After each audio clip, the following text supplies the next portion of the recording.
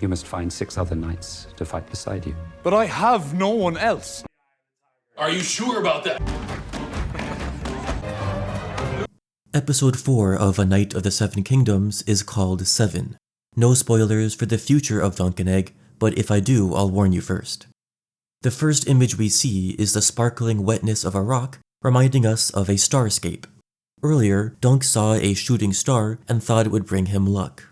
This corresponds to the shooting star he had Tanzell paint for him on his new shield. So I think this opening shot is meant to remind us that with a little bit of luck, Dunk can always win.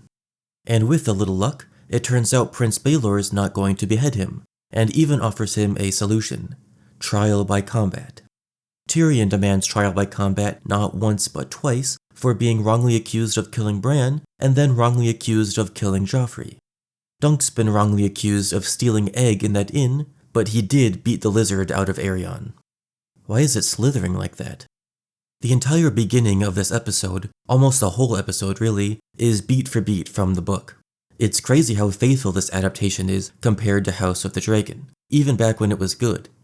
Now that's not totally fair, since Hot D's source material isn't told in the same hyper-detailed point of view that Dunk and Egg is. But still, Ira Parker seems to care about accuracy. Maybe they should let him oversee all of the Game of Thrones shows. One little difference is that Dunk is more argumentative in the show.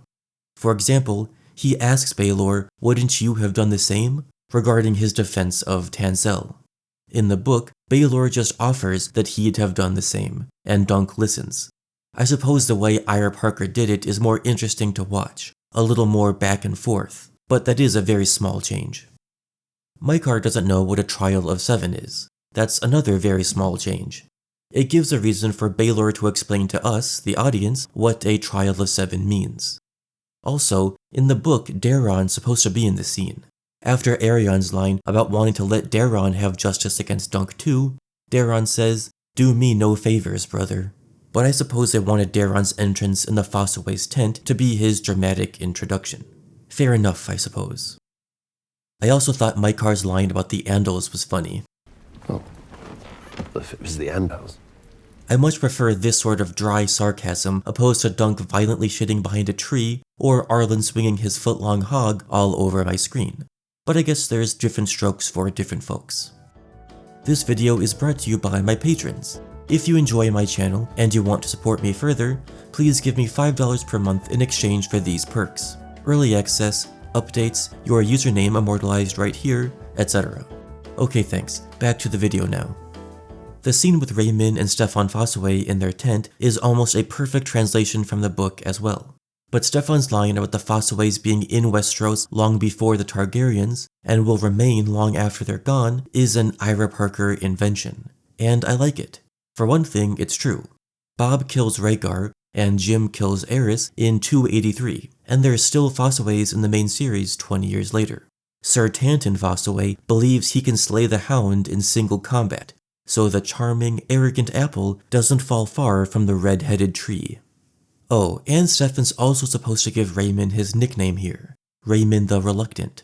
I'm not really sure why they cut that. It's a nice juxtaposition to show how his cousin sees him versus how Rhaemyn actually is. He's willing to stick his neck out for Dunk, proving he's not reluctant at all. Oh well.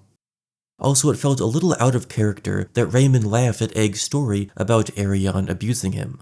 I know Rhaemyn doesn't have a very high opinion of Targaryens. They're incestuous aliens, Duncan.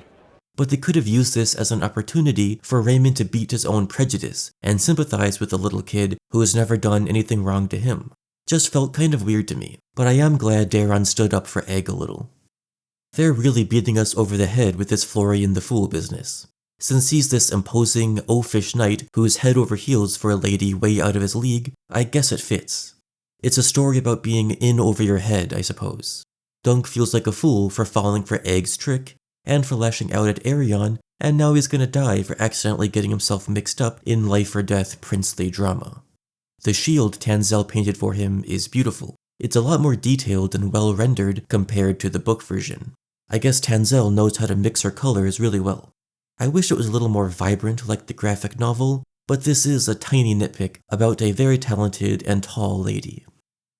Dunk has 4 men here willing to fight for him. Humphrey Harding is the knight Arion bullied last episode. Robin Riesling is a lunatic who met Egg last episode. Stranger danger, Egg. Humphrey Beesbury is actually Humphrey Harding's brother-in-law, and his mustache is dyed yellow, and his drip is insane. And there's Lyonel Baratheon. I want to say something spoilery here, so skip ahead to this timestamp if you want to avoid. While this is from the book, I'm hoping Ira Parker included Baratheon's line here about bloodying a Kingsguard for the sake of foreshadowing. Maybe we really are going to go for like 10 seasons here, and we'll see the duel between Kingsguard Dunk and Lyonel Baratheon. That happens 30 years from now, but I hope we get there. The artwork of that scene by Chase Stone is one of the more recognizable Ice and Fire pieces out there, and it even looks like Stone's Kingsguard armor influenced the TV show armor. So there's a chance. One extremely unfortunate cut was Lyonel saying that Egg slipped into his tent and poured a flagon of wine over his head, presumably to wake him up and tell him to fight for Dunk. We don't leave Dunk's POV in the show, so I can see why they cut it. Lyonel telling the story is a lot less interesting than cutting away and showing it, but still, I'm sad that detail is missing. Although, that's nothing compared to cutting this moment here. Before the trial, a bunch of small folk gather around Dunk and wish him good luck. "Good fortune to you," a woman says. "May the gods give you strength, sir." A man of the faith blesses Dunk's sword, and a young lady kisses him on the cheek. "They are for me." "Why?" he asked Pate. "What am I to them?" "A knight who remembered his vows," the smith said. It seems to me that this show is all about the perspective of the small folk. Dunk is one of them, Egg is posing as one, and we see how they're mistreated by greedy lords. It's one of George Martin's main themes, really fleshed out in A Feast for Crows, but also in his Dunk and Egg stories. Basically that being a knight or lord or lady doesn't inherently make you more noble or honorable or interesting in ways a peasant can't be. Some of Martin's best characters are small folk, or small folk who lucked their way into becoming important. Davos Seaworth, Duncan the Tall, Septon Marybald. Dunk fights not only for himself, but on behalf of everyone like him. This moment is so exemplary of the story's main theme that I'm kind of flummoxed at its removal. Anyways, Stefan Fossoway's armor goes crazy. Way cooler than the yellow tarp he wears in the graphic novel. I'm wondering if Dunk hesitates to knight Raymond because he doesn't want to basically condemn him to death, believing they won't win, or because Dunk has been lying this whole time about Sir Arlen of Pennytree giving him a knighthood before he died. Regardless, I've always liked that Lyonel gets to do it instead. And the editing here is kinda epic. It reminds me of some mid-2000s action movie, a little Guy Ritchie-esque. Lord Ashford tells Dunk he can have a minute to find a 7th knight. This is probably because Ashford hates Arion too and wants to see Dunk win.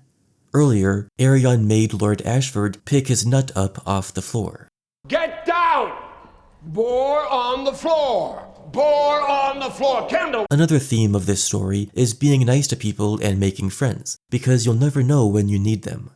Dunk is likable, so Raymond and Lyonel and Egg all want to see him win. Arion is detestable, so even his own brother is going to throw. Strike me a nice blow to the side of the helm. Make it ring, not too loud. If they keep showing us this beautiful woman, I'm going to start barking. As much as I did love this episode, and I'm loving the series, I do have another criticism. Dunk's speech to the spectators of Ashford is the beginning of the climax of the story. There's a time for humor, and a time for intensity. Blending the two often goes poorly, in my opinion. A gigantic hog works at the beginning of an episode, dry sarcasm or little character quirks can work in basically any conversation. I don't know.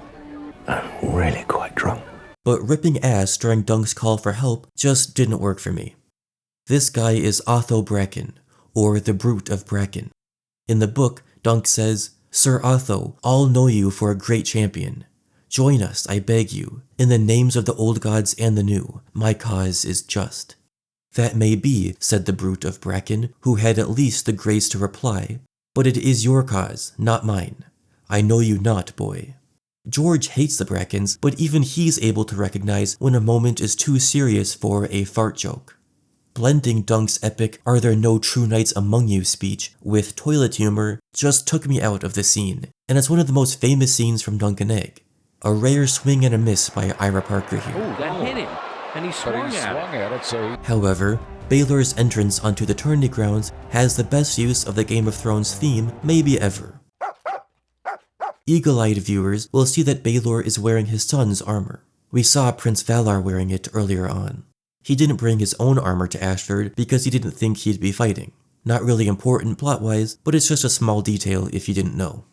Alright, last Chris View I said same time next week for my next Chris View, and that was apparently a lie. I didn't know they were dropping episode 4 early because of the Super Bowl. So next time I see you will be the normal time, after episode 5, a little over a week from now.